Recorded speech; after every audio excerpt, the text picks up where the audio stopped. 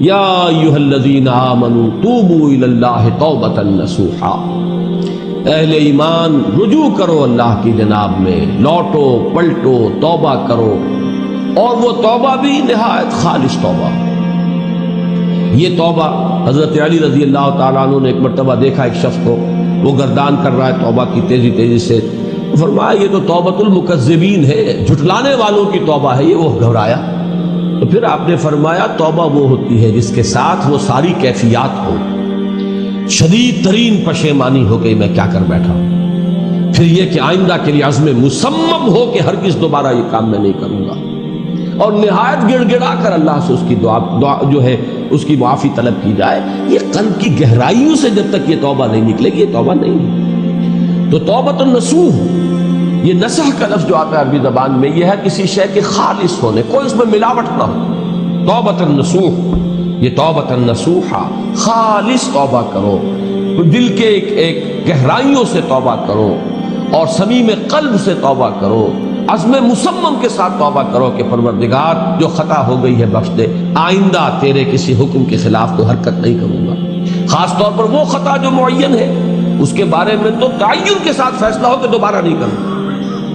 اس میں ہو سکتا ہے، جیسا کہ میں نے شاید آج دن میں کسی گفتگو میں عرض کیا تھا، بعض طبائع ہوتی ہیں مریض، ان کی قوت ارادی جو ہے کمزور ہوتی ہے، اس وقت وہ خلوص دل سے بھی اگر طے کر لیں کہ یہ کام دوبارہ نہیں کروں گا تو وہ کمزور قوت ارادی کی وجہ سے اس پر قائم نہیں رہ سکتے، کل یا پرسوں یا کچھ عرصے کے بعد پھر پھسل جاتے ہیں۔ اس سے وہ توبہ باطل نہیں ہوگی، اس بات کو سمجھیے، یہ نہ سمجھیے کہ میں انکریج کر رہا ہوں، لیکن مسئلے کو سمجھ لیجیے۔ جس وقت انسان توبہ کر رہا ہے اس وقت عزم مصمم کا ہونا ضروری ہے۔ اب یہ اللہ جانتا ہے ہمارے دل کے اندر کے حالات کو، ہماری کیفیات کو، اگر اس وقت عزم مصمم ہے تو توبہ صحیح ہو جائے گی، پھر اگر خطا ہو گئی پھر توبہ کرو، پھر خطا ہو گئی اور پھر توبہ کرو۔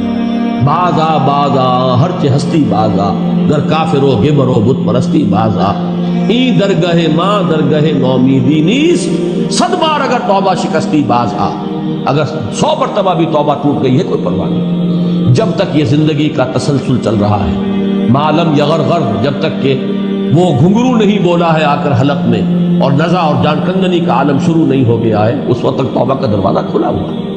لیکن جس وقت توبہ کر رہا ہے آدمی، اب یہ آدمی اپنے آپ کو دھوکہ دے لے گا تو دوسری بات ہے، لیکن اللہ جانتا ہے، اس وقت اگر عزم مصمم ہے تو توبہ درست ہو جائے۔ تو جو بھی معاملات ہیں اللہ اور بندے کے مابین، اس میں 3 شرائط ہے کہ جو علماء نے معین کی ہے۔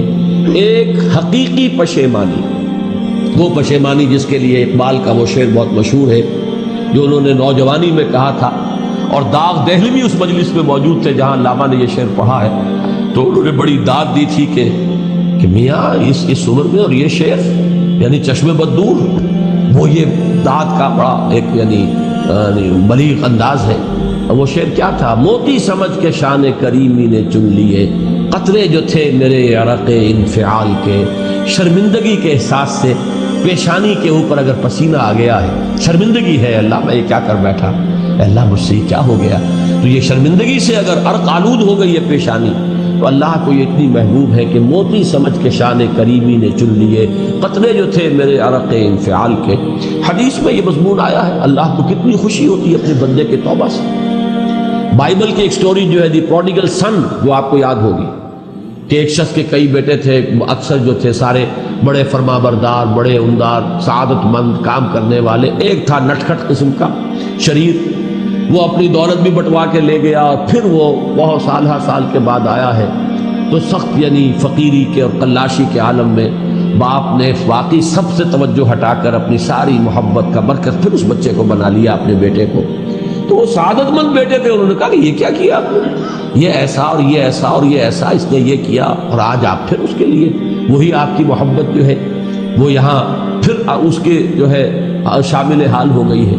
تو انہوں نے کہا کہ تم دیکھتے نہیں کہ اگر کوئی چرواہا ہو اور اس کی اگر 100 بھیڑیں اور بکریاں ہیں، تو اگر کوئی بھیڑیا کسی ایک بکری کو اٹھا کر لے جائے تو وہ 99 کو چھوڑ کر اس کے پیچھے بھاگتا ہے اس کو بچانے کے لیے۔ جو میرے ہیں وہ تو ہے ہی ہے، جو مجھ سے دور چلا گیا تھا وہ اگر لوٹ کر آیا ہے تو در حقیقت یہ ہے میری توجہ کا اور میری محبت کا سب سے زیادہ مستحق۔ یہی معاملہ اللہ کا. یہ در حقیقت ایک پیرابل ہے، ایک کہانی ہے جس میں اللہ کی وہ شفقت جو ہے اپنے گناہ گار بندوں کے جو شامل حال ہوتی ہے جب وہ توبہ کرتے ہیں، جس کے لیے حدیث میں آخری بات بیان کر دی گئی کہ تصور دیا گیا ہے کہ ایک لق و دق سے راہ میں ایک شخص سفر کر رہا تھا.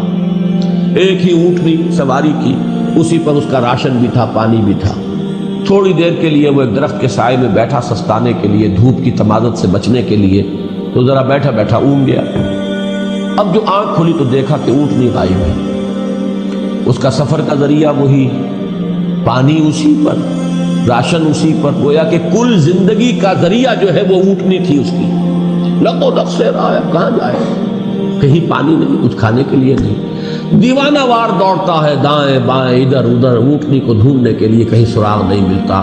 تو وہ اب موت کے انتظار میں درخت کے نیچے آ کے بیٹھتا تھا. مایوسی کی انتہا، موت کا انتظار کہ اچانک دیکھتا ہے کہ اونٹنی تو کھڑی ہوئی ہے. تو اب اس پر شادی مرگ کی کیفیت طاری ہوتی ہے. وہ کہنا تو یہ چاہتا تھا اللہ میں تیرا بندہ ہوں تو میرا رب ہے، کہہ یہ جاتا ہے کہ اللہ تو میرا بندہ میں تیرا رب. زبان لڑکھڑا گئی ہے اس خوشی کی شدت کی وجہ سے. تو حضور فرماتے ہیں کہ اللہ کو اپنے کسی گناہگار بندے کی توبہ سے اس سے بھی کہیں زیادہ خوشی ہوتی ہے. تو اس کو ذہن میں رکھیے، توبہ کا بڑا اونچا مقام ہے. ہمارے ہاں شرائط بھی سخت ہیں. 3 شرطیں وہ، ایک عزم مصمم، ایک پشیمانی، حقیقی پشیمانی. نمبر 2 عزم مصمم کہ ہم اب دوبارہ نہیں کروں گا. نمبر 3 ایک مرتبہ ضرور اس کام کو چھوڑ دینا. یہ گویا کہ اس کے عزم مصمم کا فوری ثبوت ملنا چاہیے. کچھ دنوں کے بعد پھر کہیں جذبات کا رحلہ آئے، کوئی اور خطا ہو جائے، بات دوسری ہو. اور جو حقوق العباد کا معاملہ، اس میں 4تھی شرط اور ہے. اس لیے کہ حقوق العباد کی کوتاہی جو ہے اللہ تعالیٰ معاف نہیں فرمائیں گے. وہ تو وہی بندہ ہے جس کی آپ نے حق تلفی کی ہے، کسی کی غیبت کی ہے، کسی کی چغلی کھائی ہے، کسی پر تہمت لگائی ہے، کسی کا مال ہڑپ کیا ہے، کسی کو دھوکہ دیا ہے، کسی کی عزت پر حملہ کیا ہے. تو وہ تو وہی معاف کرے گا. یا یہ کہ آپ کی جو نیک اعمال ہیں وہ اس کو دے دیے جائیں گے قیامت کے دن، اور اگر آپ کے اعمال ختم ہو جائیں گے تو اس کے گناہ جو ہے وہ آپ کے کھاتے میں ڈال دیے جائیں گے. بہرحال جو 4تھی شرط ہے حقوق العباد کے معاملے میں کوتاہی میں توبہ کی، وہ یہ ہے کہ آپ یا معافی طلب کریں یا تلافی کریں اس شخص کی جس کے حقوق کو آپ نے تلف